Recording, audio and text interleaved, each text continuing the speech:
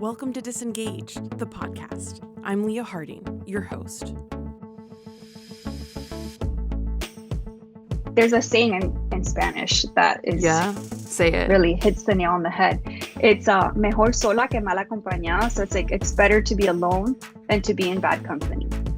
Yes. I mean, that's the tattoo we all need to get across our foreheads. This week on Disengage the podcast, we are going into a more professional route. We're talking to an actual licensed marriage and family therapist. We have Jenny Rodriguez with us here from West Palm Beach, Florida. Welcome to the pod. Hi, thanks for having me. I'm excited. I love when we were chatting before that if you want to share what one of your goals was for this year, and I had no idea. Yeah. So I saw on TikTok there was a trend to make a 2025 bingo card, and being on a podcast was one of them for me. So thanks for letting me be here so I can reach one of my goals for the year. I love it. I absolutely love it. Who knew? I did not know. So if you want to introduce yourself and how we know each other. So my name is Jenny. I'm a licensed marriage and family therapist. I am licensed in Florida and in Georgia. I currently own my own practice and I practice 100% online. I'm also a registered play therapist, fun fact. So I honestly work with a range from like youngest client I've ever had is probably like 3 to, as old as you can think, essentially. I primarily focus on treating people with anxiety, depression, or a history of traumas. I am a licensed marriage and family therapist, but I actually don't really see couples. But in reality, what my background and training focuses on is like systems thinking. So essentially that no person exists in a vacuum. So taking a look at the people around you, your family, your background, culture, context affects what you're going through. And so that's the lens that I kind of see things through when I'm treating individuals. Because you and I Mhm. knew each other in college back when we were Yes. both single as a Pringle.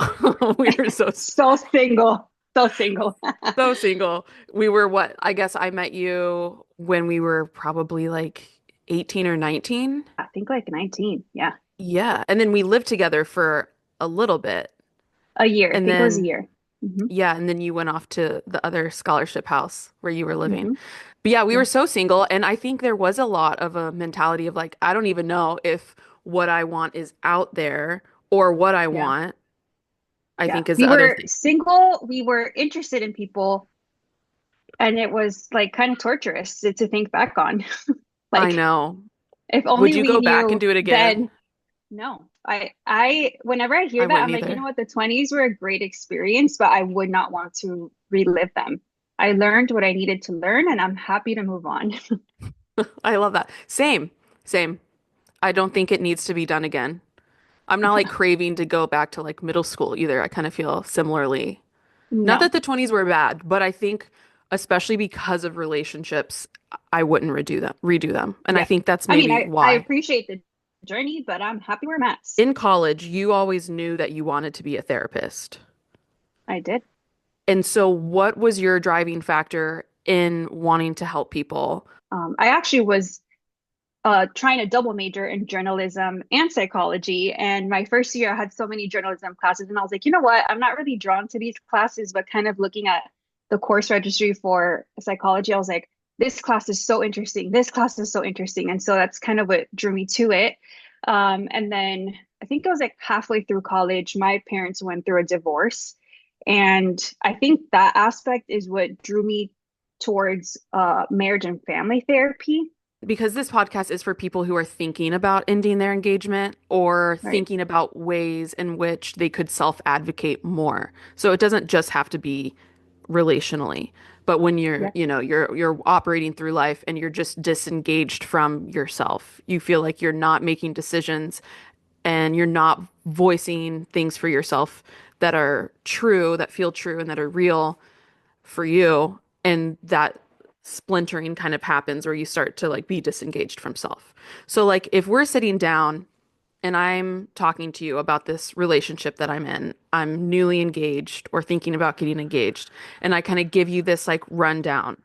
What are some of the things that you would listen for that would be red flags for you of like maybe this isn't a great fit, but not that it's your job to tell people either, like you need to break up with them. So what are some of the things that you Right. look for in those moments when you're meeting with, say, me when I was 25 as my therapist? Like, what would you be looking for?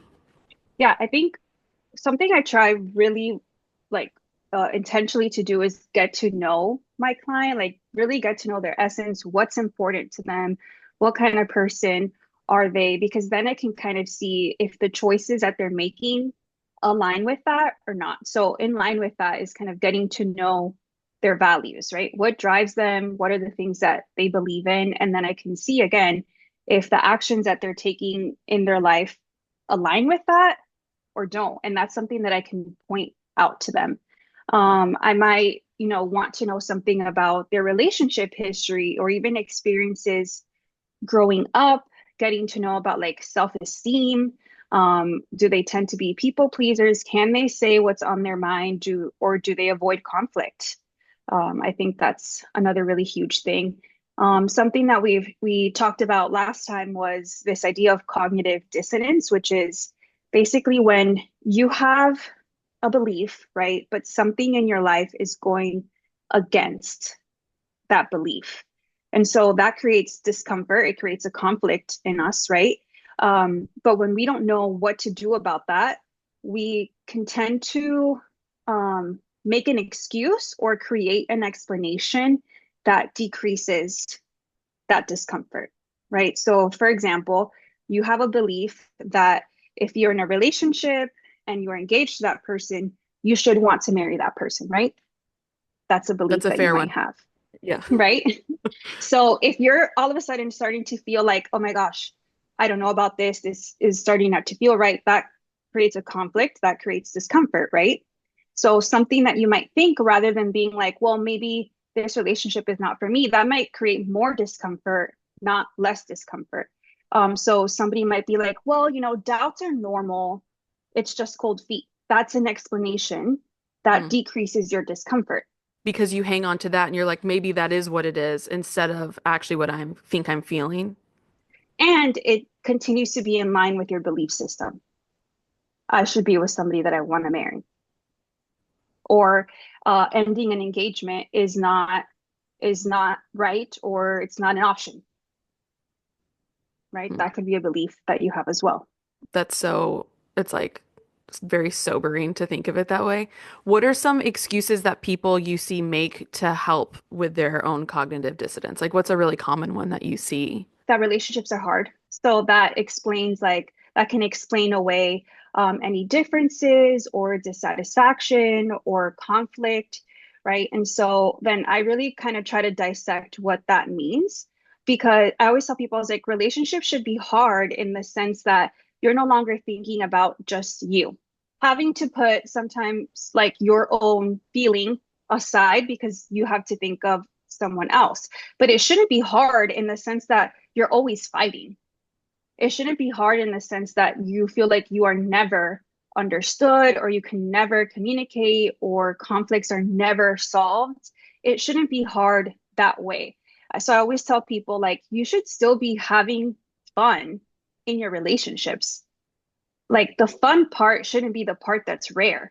Like, you date to get married typically. Mm-hmm, And so if mm-hmm. you're dating someone with the intention of marrying them and stuff starts to unravel or not mesh up with other values, would you Yeah. say that there's this hierarchy of values? I think that's especially true then if you're engaged, because I think that comes with the idea that you've already made the commitment to marry the person. It's not necessarily like a, a holding period, right? Like I think a lot of people when they're engaged in their mind, they're almost already married, like 'cause it's going to happen. It makes people feel even more stuck, I think, because when you're dating, you can just say it's a breakup, right? But when you're engaged, it feels a little bit more intense than that. Like, what are some like tactical things that you can do? Some like very practical things to Mhm. try to recognize when the scales tip from like relationships do have struggles, relationships are hard, and like get out of it. Or like family Yeah, pressures yeah, are real, but maybe I need to listen to them, like, yeah. Well, I think if you have a good therapist, part of that is my job. like part of that is for me to filter what you're saying and see the patterns and then put those before you and see what you feel about them. Like, do you also see that?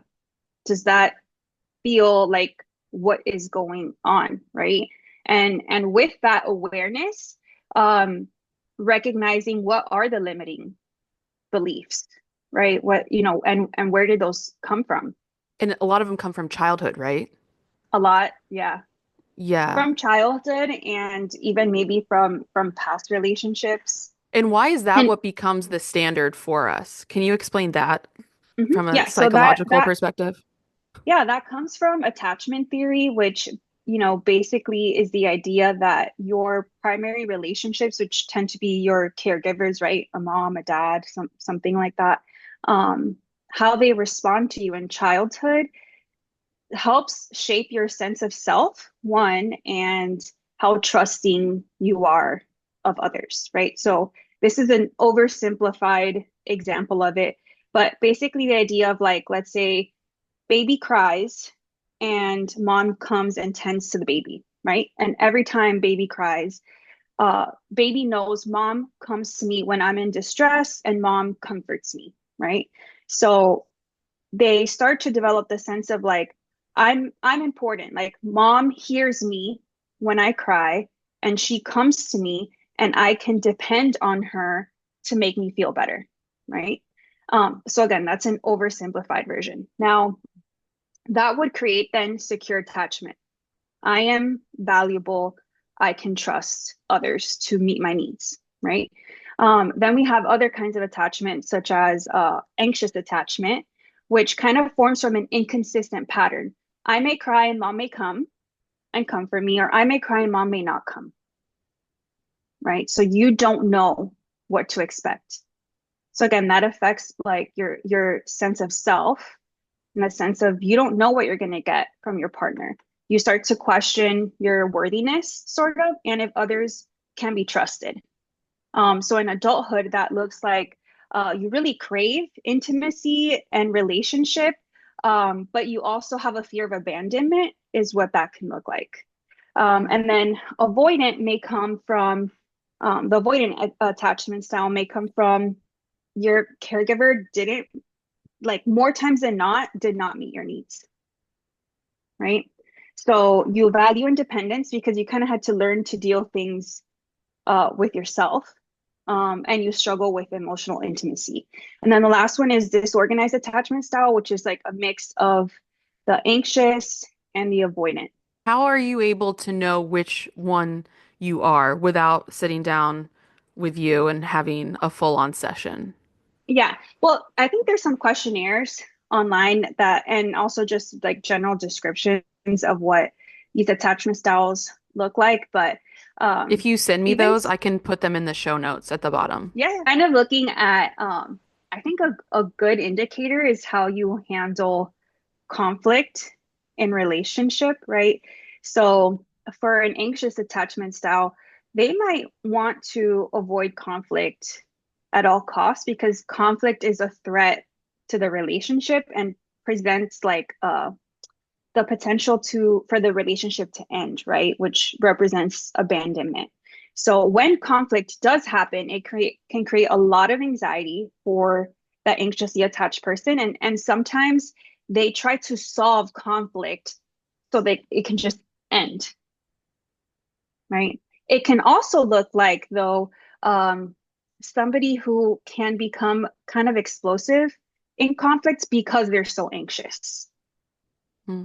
but their greatest fear is that the relationship would end because that represents abandonment.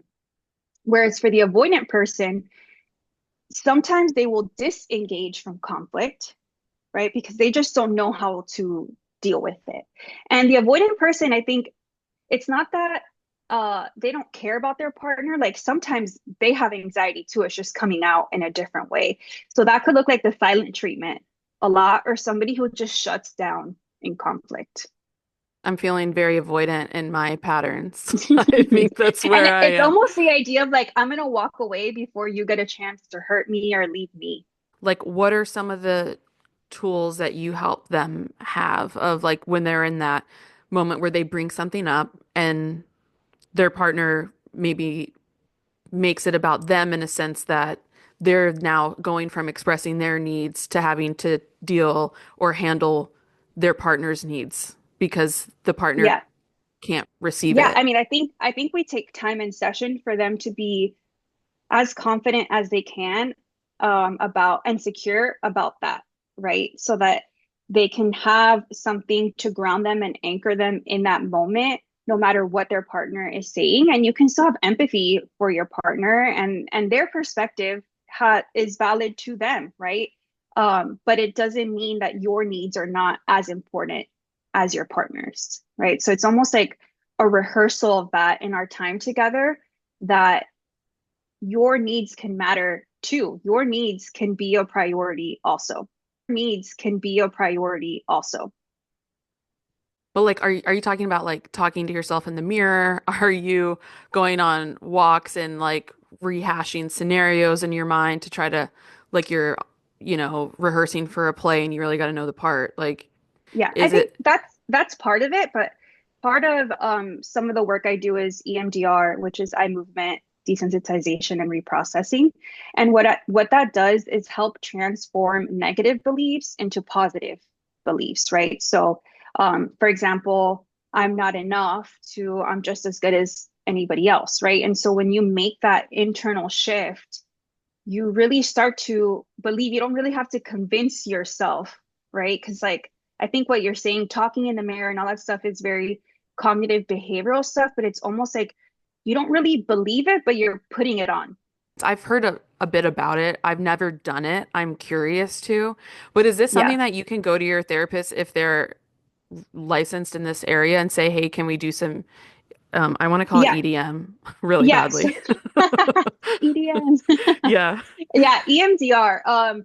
So somebody can be trained or certified in EMDR. It's typically a trauma recovery kind of therapy, but it doesn't have to be like, like a single incident trauma, like big thing. It could just be different experiences that have happened in life. So like divorce, breakup, losing a job, low self-esteem, having a phobia, like all those things can be treated with EMDR. So essentially, the idea is that one, a belief is formed from repeated events, typically, right? And so then a negative belief is formed, such as, I'm not enough.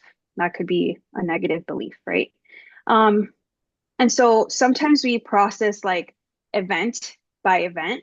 And the idea as well is that a traumatic event is stored differently in our brain than a neutral memory, right? So it's almost like I try to explain to my clients, it's like kind of like inside out that every memory goes somewhere, right? So I almost say it's like a Yeah. file, and every paper has like a file, every memory has a file folder that it goes in. When something traumatic happens that overwhelms our ability to cope is what I call a trauma. It's left unprocessed. So the paper is just floating around. It's not in a file. So it's like in our brain, it's just processed differently. So what EMDR helps to do is desensitize the memory. So essentially turn it into a neutral memory. We've all like had a time for, I don't know, that we like fell down and scraped our knee or something. And we can think back on it and be like, oh, that sucked, right? We don't have like a visceral reaction to it. And we might not like go outside and be like, oh my God, what if I'd like trip and fall today, right? It's a neutral memory, right?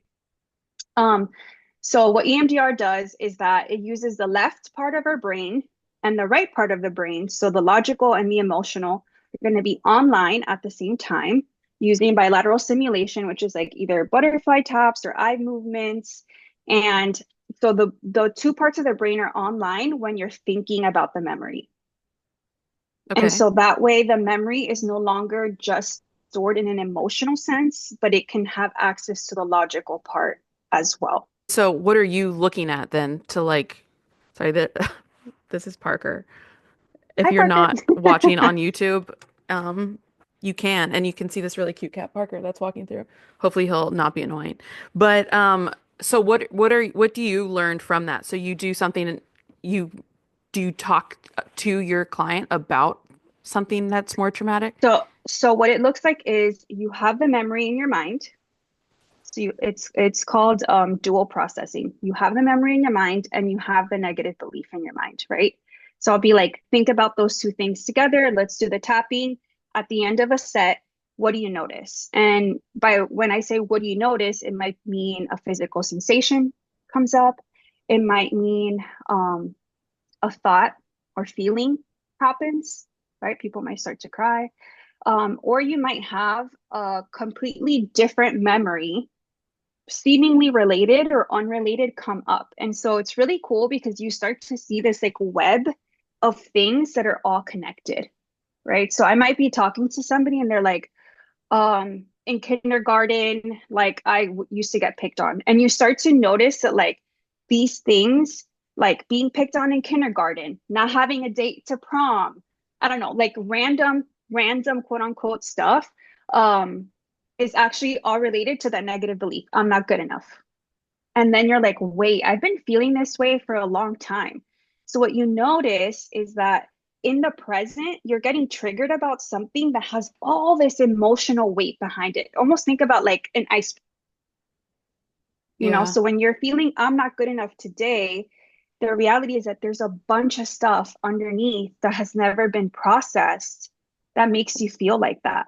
And so when we say desensitize, we measure throughout the session and multiple sessions how distressing the memory feels. And the idea is that the memory will be neutral. So you might still think like, oh, that kind of sucks that that happened, but it no longer feels like so emotionally heavy.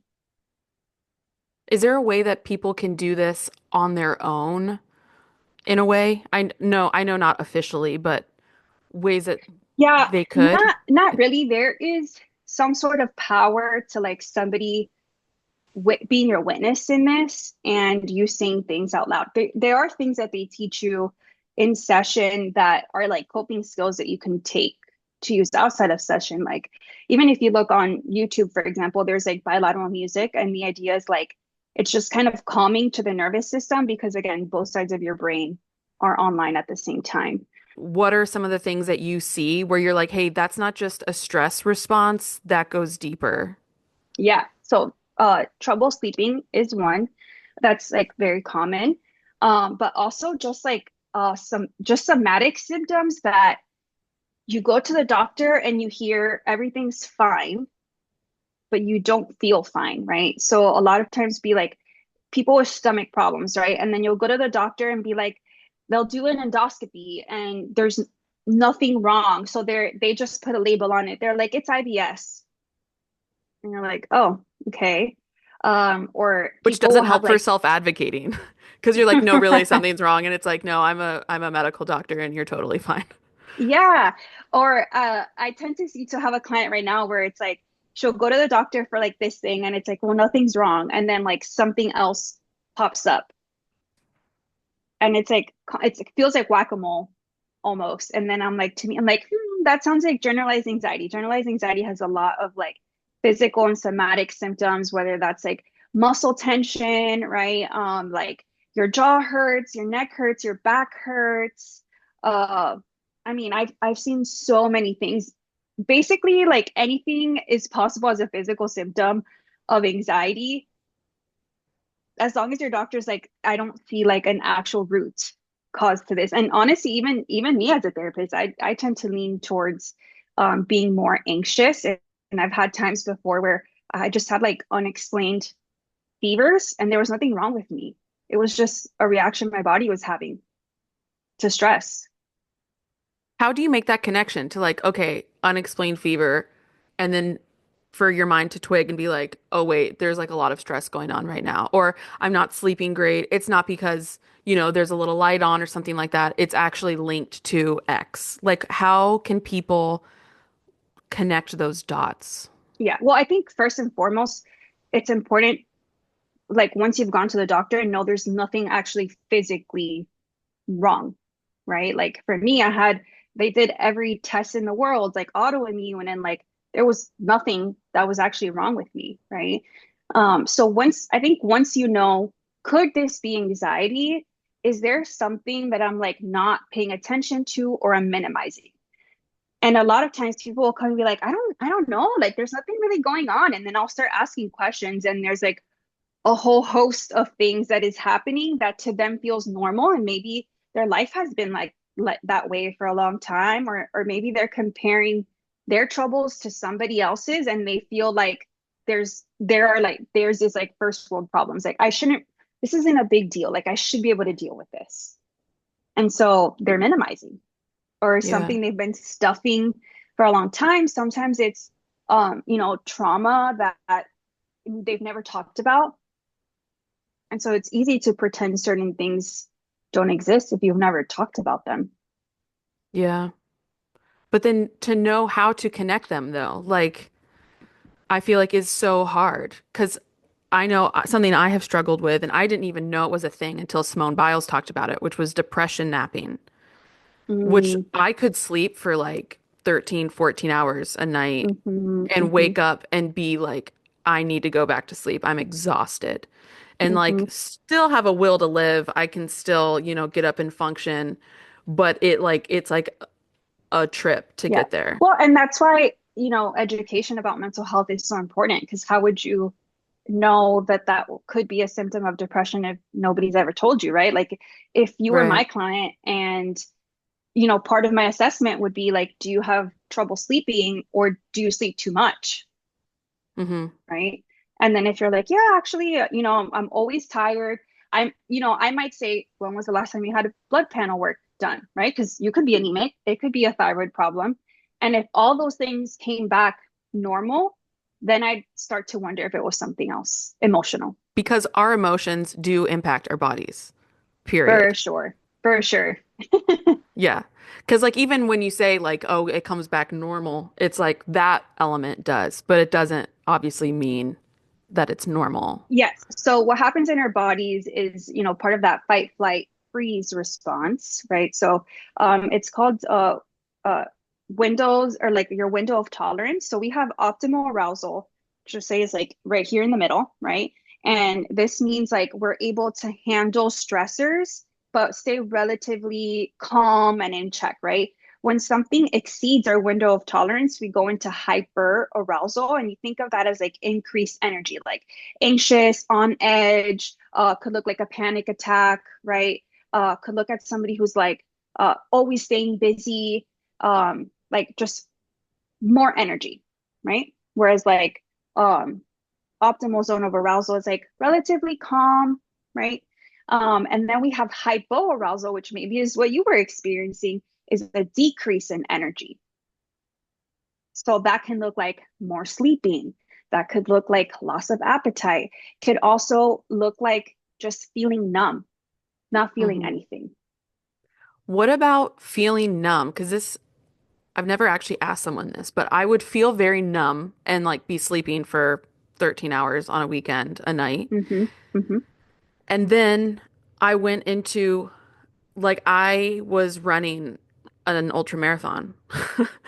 Like I was like, okay, I have this extreme low and I compensate by going to this extreme high and that somehow makes me feel equal. Like is Mm. that a thing that you see?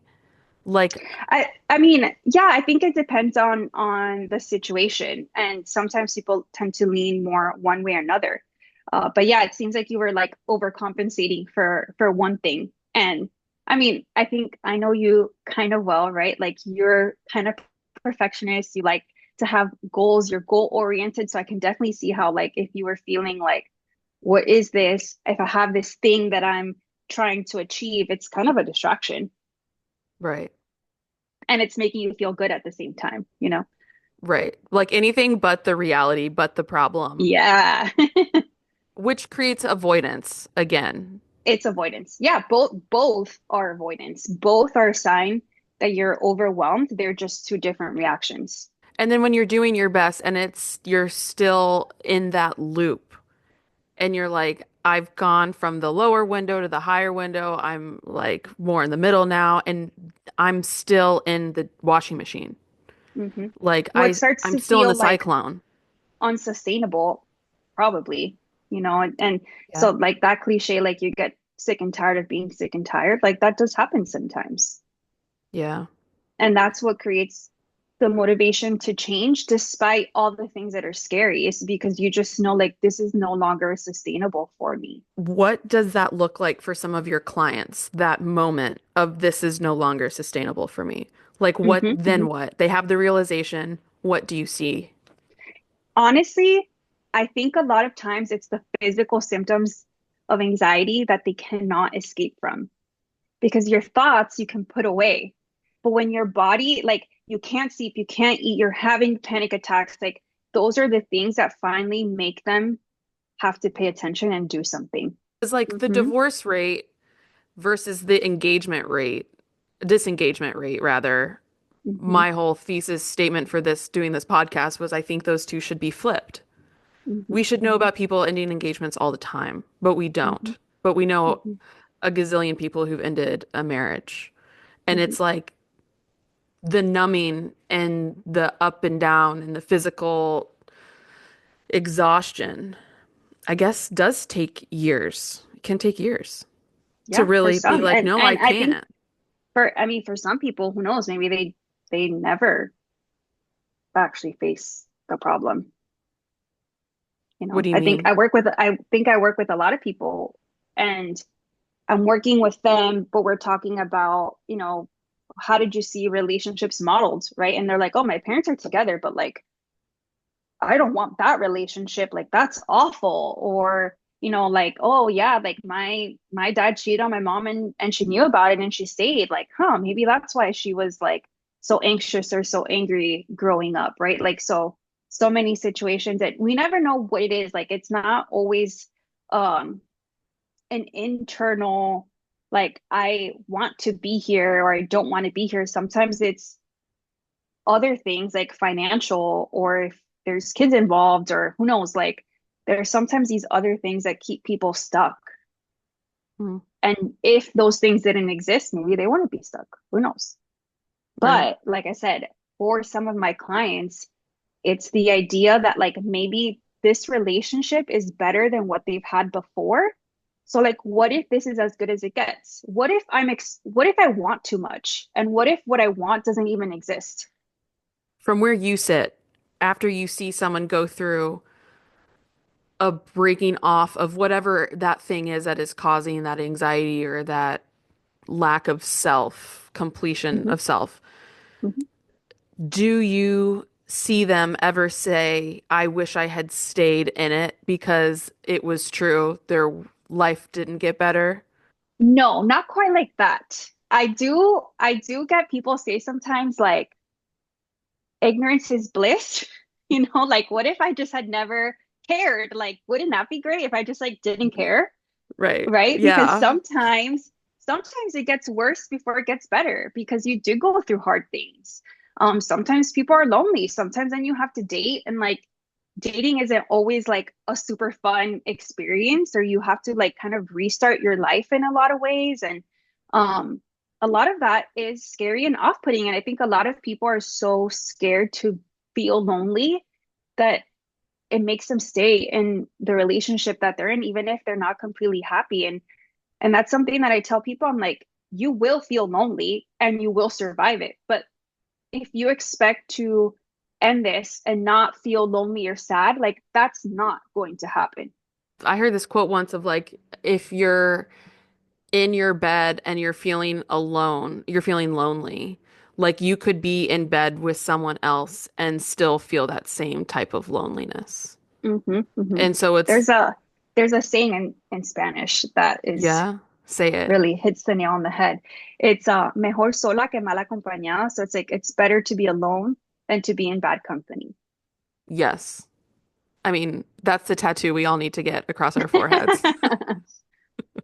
For sure. Do you see people resorting to substance abuse to get out of this feeling? Yeah, for sure. Just to cope, period, to cope with feeling alone. Yeah. And what would you say to someone listening who's like, that's me? Like I'm drinking a bit too much, or yeah, those Hmm. like Adderall keeps me going. you know? Yeah. I think, I come from a place of compassion first, and it's also a trauma informed lens to be like, at some point drinking was helping you, and now it's no longer helping you, right? You're drinking too much, you don't feel good. Maybe you're still able to like go to work and all these things, but like something is no longer making you feel good, or you wouldn't be talking about it, So right? instead So of it's like upping the dosage or switching to like cigarettes or do some something trauma to, work. yeah, right, right. We're gonna hook you up to this machine and do some EDM. Just kidding, EMDR. Yeah, EMDR. yeah. I If kid, only I it was so kid. easy to just put on some Avicii and heal your trauma, right? Oh my gosh, that documentary of his Oh, on I haven't Netflix seen right it. now. It's hard to watch. It's hard to Oh, watch, but it's good. Talk about someone who had a lot going on and was trying to get out of it and just didn't know how. mhm, mhm. Honestly, he's relate it's relatable, really. But and that's a lot of us. I mean, again, that is, I choose to see the best side of humanity whenever possible, and that's the idea that like people do the best that they can Yeah. most of the time, unless you have a personality disorder. But like people do the best that they can, and they do the things that have helped them survive and protect themselves in the past, and sometimes they don't recognize that those behaviors are no longer serving them. My therapist during the time of the breakup, I had her for quite a long time and I am so grateful for her. And one of the strongest things that she said to me was how our neural pathways are so strong, but they can be changed. And the painting she kind of Yes. gave to me was like, a dirt road with tire tracks already in it. Like you can Mm-hmm. see where the Mm-hmm. cars have come and gone, come and gone. And if you try to then put your car, maybe just have one tire in the rut and then the other one up on the bank, like it feels super awkward. It's uncomfortable. You're Mm-hmm. like, this feels Mm-hmm. wrong. This isn't Mm-hmm. great. But in time, that becomes the new Yes. equilibrium. Yes, And exactly. like I I believe I know the answer to this, but just to hear it from you, like, can you change your neural pathways? Yeah, absolutely. EMDR is one way to do that, and also, repetition is another way. I relationally, I think having corrective experiences is also super important, right? So ideally, being in relationship with another healthy person allows your healthiest self to show up, right? You could be healthy with each other, and you have experiences that you never had before. And so you have that time and time again, and it starts to create that secure attachment. And we talked about this as well when we spoke, that I think a lot of people like to carry the responsibility and the blame of like, it was me, I did things wrong, right? But it's hard to be healthy in a relationship if you're not also in a relationship with a healthy person. So Mm. it really does take two. It's really hard to be securely attached and trusting and have great communication with somebody who gives you the silent treatment. Impossible, Yeah. So uh going from anxious or avoidant attachment to secure attachment is possible.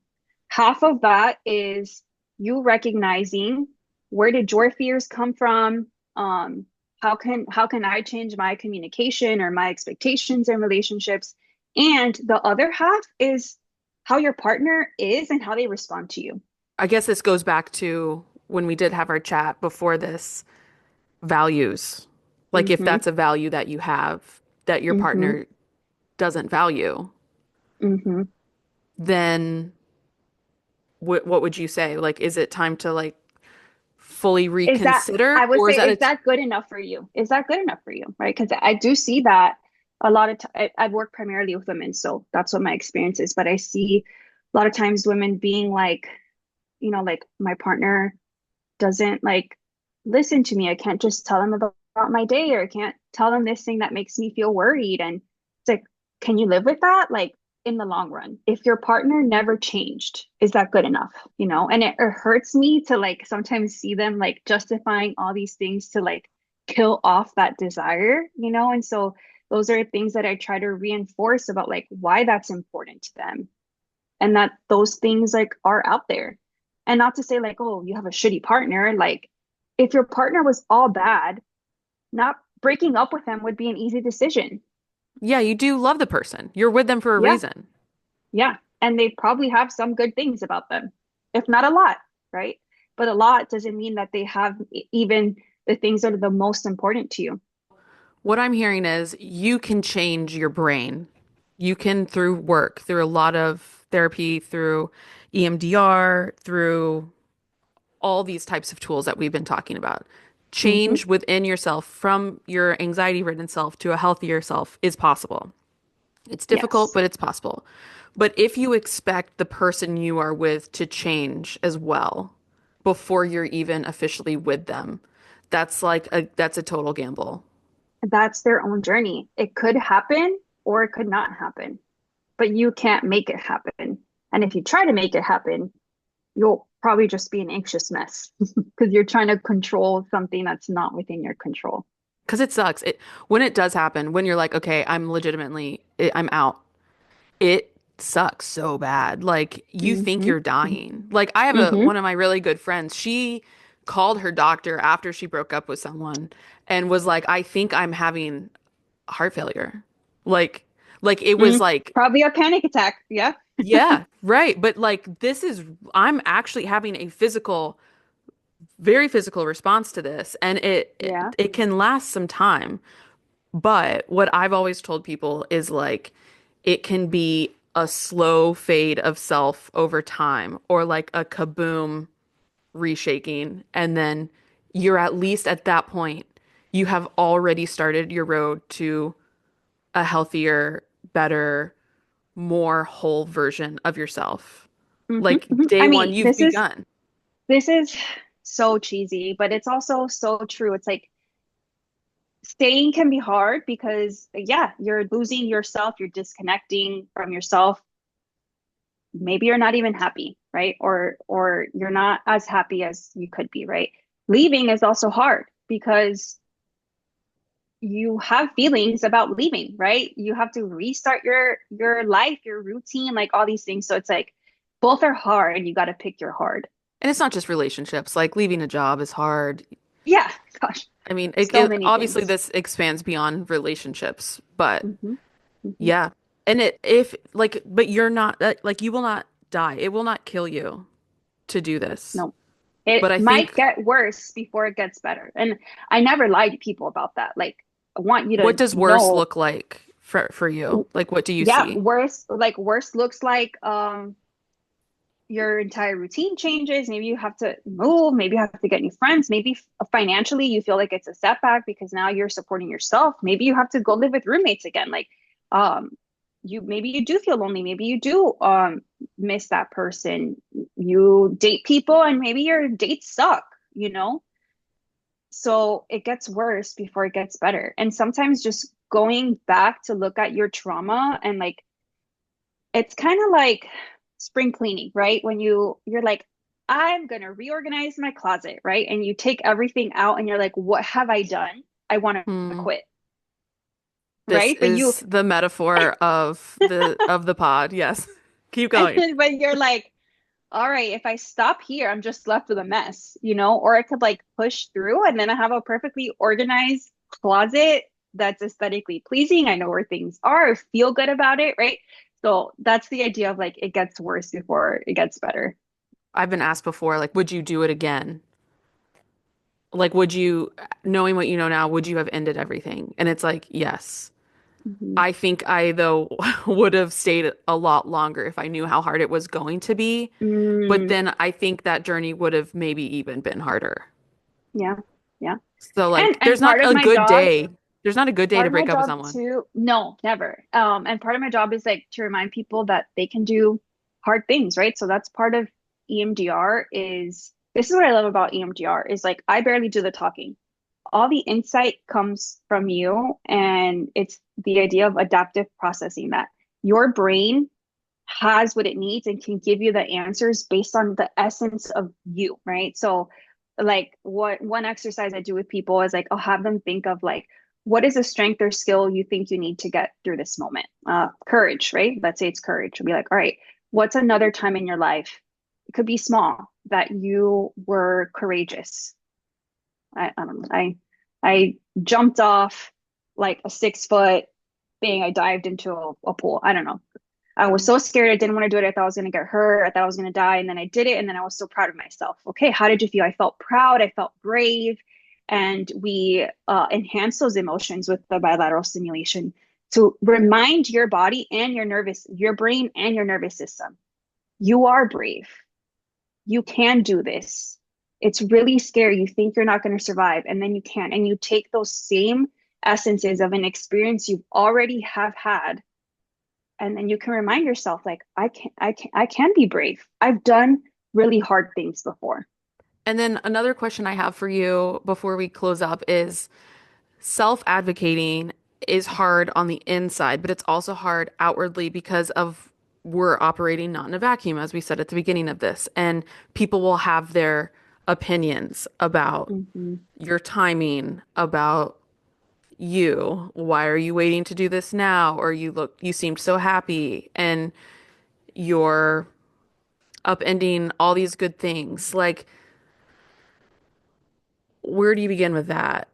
If, like I was called emotionally abusive, and Mm-hmm. it's like, okay, all right. I don't want to dismiss someone's feelings, but there is a point where you're like, these, like, if that's what self-advocating from me in a kind way looked like, Yeah. So then yeah, self-advocating, yikes. I think uh, to clarify in this situation is like acting in your best interest and like something that you needed, right? And being aware that what you needed maybe went directly against what somebody else needed, right? However, self-advocating does not mean that everybody will understand why that was your need or why you made that decision. And self-advocating doesn't mean that you have to defend that, because some people just will never understand, right? And it's just different, it's different perspectives. Like in that situation, um, maybe they felt blindsided or a whole other host of things, right? But like only you know everything that you went through to get to making that decision. All the things that you considered, not just about what you needed, but how it was going to impact the other person, and the fact that maybe it took so long because those were all the things that you were thinking about. You were thinking about that other person and your family and your friends and their family, right? So all these things are actually the very opposite of being emotionally abusive. It's just your decision ended up going against what their wishes were. Mhm. Yeah, this is messy stuff. It is worth it, but messy. Find yourself a Jenny Rodriguez, even wherever you are in life. And yeah, and it's a journey. Yeah, and I know therapy can be expensive. Um, so I'm not, obviously you have to work with what's within your means. However, I will say that it's an investment in your health, even your physical health. Thank you, Jenny. I appreciate it so much. Thank you for being on the pod, for being our first video guest, which is super Thank you for exciting. having me. I love talking to you after so many years. It feels like no time has gone by. This podcast was produced by the Anthology Group.